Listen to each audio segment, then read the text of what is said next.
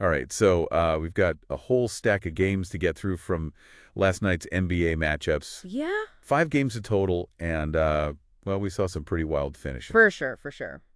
We'll be covering the Blazers against the Hornets, Okay. Jazz facing off against the Rockets, Lakers taking on the Nuggets, Yep. Nets versus the 76ers. Mm-hmm. And to wrap it all up, we've got the Suns battling the Bulls. Looking forward to that one. So you ready to break it all down? Absolutely. There's a ton to unpack here, especially in a league that's changing as quickly as the NBA. Okay, starting off, the Blazers just absolutely steamrolled the Hornets 141-88. Wow. That's a 53-point difference. Yeah, you don't see that too often. What really stood out to you in a game like that? I mean, honestly, the Blazers' offensive strategy was just remarkable. Really? They were moving the ball so well, finding the open man, Mm-hmm. and they just couldn't miss. Simons and Sharp really led the charge there. Okay. 28 and 24 points respectively, but it was truly a team effort, though. Yeah.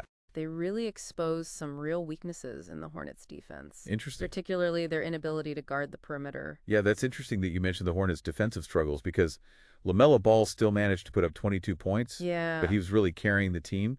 Do you think this is a sign of things to come for the Hornets? Oh, possibly. Will they be overly reliant on Ball this season?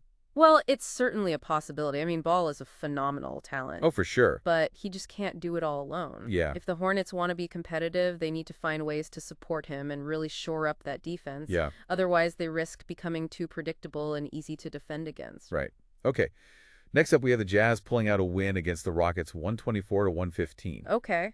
This one seemed like a bit of a nail-biter, though. It was. What were some of the key moments in this matchup for you? Well, Keontae George was absolutely electric for the Jazz. Yeah, he looked good. Dropping 30 points and leading a 21-5 run in the fourth quarter that basically sealed the deal for them.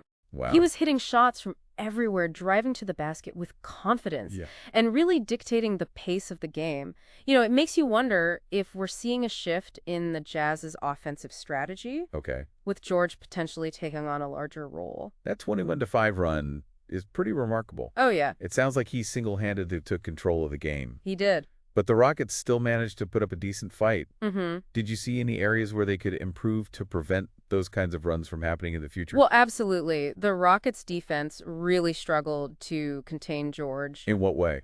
Particularly off the dribble. They need to find a way to close those gaps and force him into tougher shots. Yeah. Also, their rebounding wasn't as strong as it could be, Right. which allowed the Jazz to get second chance opportunities. Okay, let's move on to the Lakers taking down the Nuggets 123-100. All right. This one surprised me a bit. Yeah. The Nuggets usually have a pretty potent offense. They do. What happened there? The Lakers' defense was absolutely suffocating in this game. Okay. They completely shut down Denver's usual flow, forcing turnovers and contested shots. Yeah. It looks like they've made a conscious effort to prioritize defense this season, Mm-hmm. and it's paying off. So LeBron led the Lakers with 29 points, and Anthony Davis had another 25 and 12 rebounds. Wow. They're clearly still the focal points of this team. For sure. Do you think this reliance on their star players could be a problem for the Lakers down the line? It's a double-edged sword. Okay. On one hand, having two superstars like LeBron and Davis gives you a huge advantage. Oh, yeah. But on the other hand, what happens if one of them gets injured? Right. Or if they have an off night? Yeah. The Lakers need to develop a more balanced attack if they want to be true contenders. That's a good point. They can't expect LeBron and Davis to carry them every single night. All right, next up, the Nets barely edged out the 76ers 105-103. Oh, yeah, that was close. I hear this one came down to the wire. Talk about a thriller. Wow.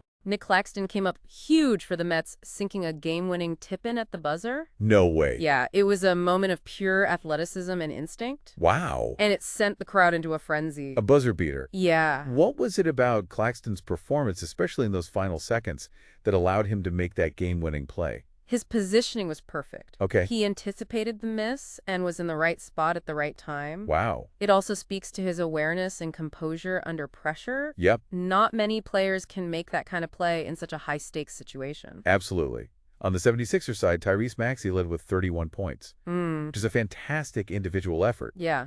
Do you think this game exposed any potential weaknesses for the 76ers? I mean, maybe. Or was this just a case of the Nets playing exceptionally well in those final moments? Well, the 76ers did struggle to contain the Nets' offense in the clutch. Okay. They seemed a bit disjointed on defense, Interesting. which allowed the Nets to create those crucial scoring opportunities. Right. Also, Embiid had a relatively quiet night. Yeah. If they want to be true contenders, they need him to be at his best, Mm-hmm. especially in close games. For sure.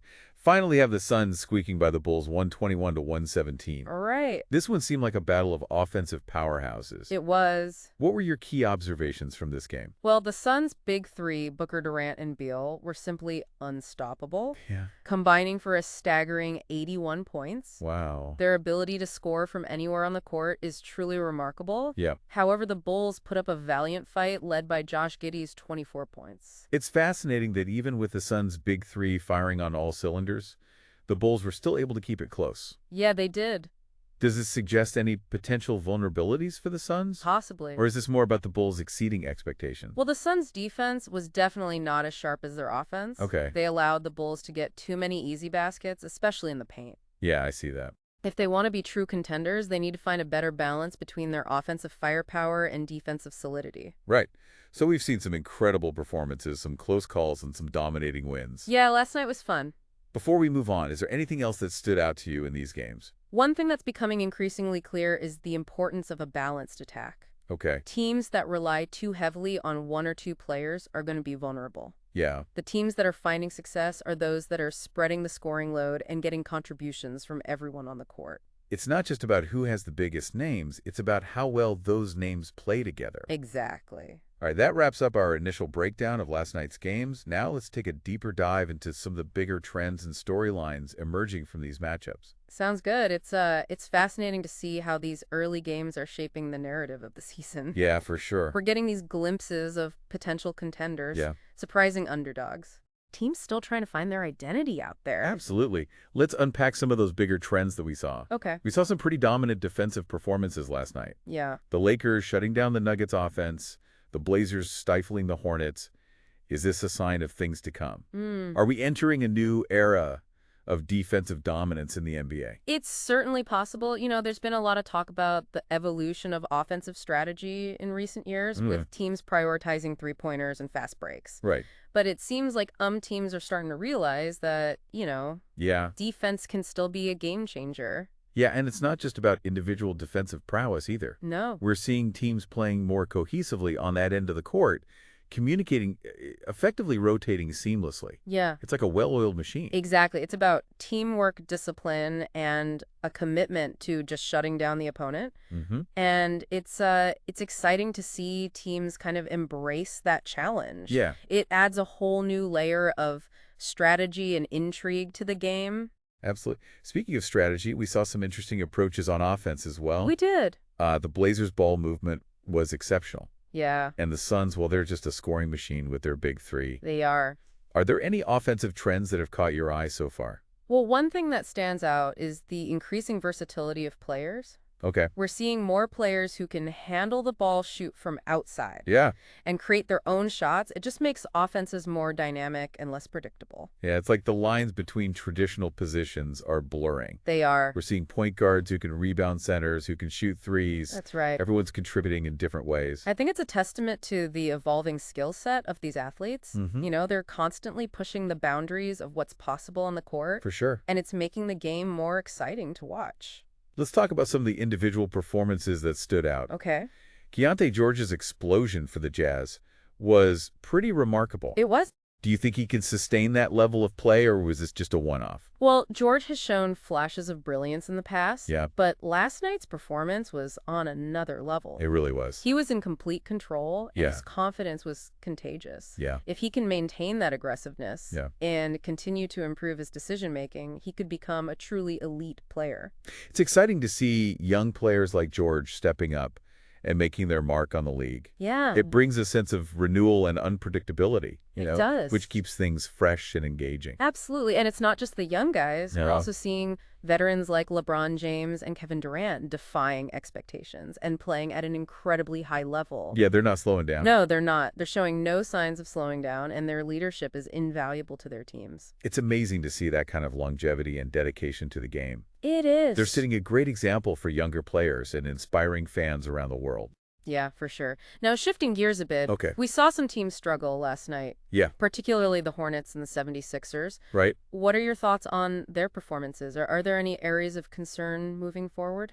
The Hornets' defensive woes are definitely a red flag for me. Yeah. They need to find a way to tighten things up on that end of the court if they want to be competitive. Yeah. And relying solely on LaMelo cut isn't a sustainable strategy. Right. They need other players to step up and contribute. I agree. They need to develop a more cohesive defensive identity and find ways to support ball. Otherwise, they risk falling behind in a tough Eastern Conference. As for the 76ers, they seemed a bit out of sync against the Nets. They did. Embiid had a quiet night. Yeah. And their defense in the clutch wasn't as sharp as it could be. I think their reliance on Embiid is both a strength and a weakness. Interesting. When he's on, he's unstoppable. Oh, for sure. But if he's having an off night, Right. or if teams find a way to neutralize him, Yeah. the 76ers can struggle to find other scoring options. They need to find a way to diversify their offense Mm-hmm. and create more opportunities for other players to contribute. Yeah, It's a team sport, after all. exactly. And it's about finding that balance between individual brilliance and collective effort. Mm-hmm. The teams that can strike that balance are the ones that tend to have the most success. So we've covered a lot of ground here. We have. Defensive trends, offensive innovations, standout performances, Yeah, and areas of concern. lots to think about. As we head into the final stretch of our deep dive, let's zoom out even further and talk about the big picture. Okay. What are your overall impressions of the league so far? The level of competition is incredibly high. It is. There are so many talented teams and players. Yeah. And the parity is remarkable. You know, on any given night, Right. anyone can beat anyone. That unpredictability is what makes the NBA so captivating. It does. You never know what's going to happen. And every game is a new story waiting to be written. That's right, and that's what we're here for. To break it down. To unpack those stories, analyze the trends, and celebrate the brilliance of these athletes. Absolutely. It's a privilege to witness this level of basketball. Now, with all that in mind, what are some of the key takeaways from this early stage of the season? What are the storylines that are piquing your interest? Okay. And what are you most excited to see unfold as the season progresses? Yeah, it feels like we're seeing a real shift in the league's landscape.